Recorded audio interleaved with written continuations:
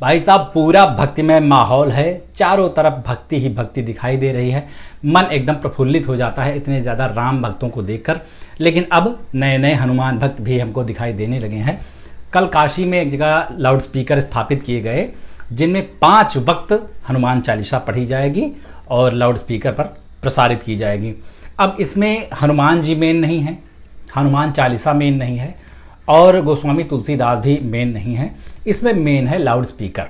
Loud speaker की आवाज़ सबसे ज़्यादा ज़रूरी है, तभी भगवान को सुनाई देगी। भगवान थोड़ा सा ऊंचे सुनते हैं, ये इन भक्तों को लग सकता है। मुझे तो लगता है भगवान सर्वशक्तिमान है और कण-कण में व्याप्त है, उनको सबको दिखाई और सुनाई देता है।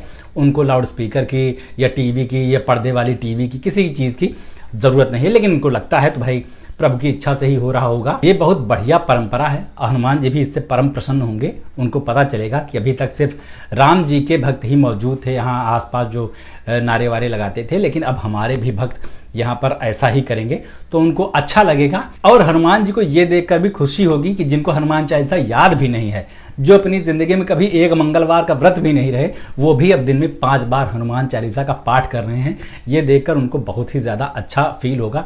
लेकिन कहानी यहाँ पर रुकनी नहीं चाहिए। अगर ये शुरुआत हो ही गई है और जाहिर सी बात है कि मुसलमानों की जो 5 वक्त की नमाज होती है उससे इन्होंने सीख लेकर 5 बार लाउड स्पीकर पे हनुमान चालीसा पाठ का ये प्रोग्राम शुरू किया है, तो और भी अच्छी अच्छी चीज़ें सीखेंगे मुसलमानों से।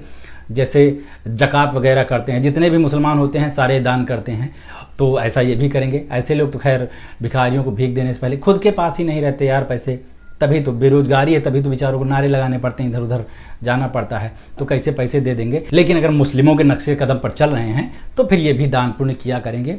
और व्रत वगैरह भी ना, अभी जो नवरात्र में 9 दिन व्रत होता था, ये इस तरह के जितने भी व्रत होते थे, ऐसे नहीं, पूरा 1 महीने व्रत रखेंगे और उसी तरह से सुबह से शाम तक रखेंगे, शाम को खोल दिया जाएगा। शहरी जैसे वो लोग करते हैं, सुबह और शाम को इफ्तारी करते हैं, उस तरह से। जब सब कुछ उनकी देखा देखी ही करनी है तो सब कुछ मंगा लो ना यार, उनकी तरह ही करने लगो। वजू करने के बाद ऐसे ऐसे जो लोग हाथ धोते हैं ना, वैसे वजू करने, मतलब मुस्लिम से हम लोग इतना ज़्यादा सीख लेते हैं यार। पता नहीं क्यों ये लोग इतना परेशान रहते हैं कि हमारा इतना यहाँ पर विरोध हो रहा है, ऐसा वैसा। अबे देखो तुम लोगों से हम लोग कितना सीख रहे हैं। हमारा जीने का, हमारा पूजा पाठ करने का तरीका बदला जा रहा है। हो सकता है मुसलमानों की तरह ही हम अपनी मूर्तियों के किनारे कर दें, कह दें कि बुत परस्ती एकदम बेकार चीज़ है, मूर्ति पूजा बेकार है, और जितने भी हमारे मूर्तियां रखी हुई हैं भगवान के मंदिरों में, उनके सबको किनारे कर दिया जाए, उनको सबको कहीं समंदर में बहा दिया जाए। क्योंकि मुसलमान तो यही करते हैं, वो लोग तो मूर्ति की पूजा करते नहीं, कहीं पर भी ज़मीन पर भी मुसल्ला बिछा के नमाज़ पढ़ना शुरू कर देते हैं।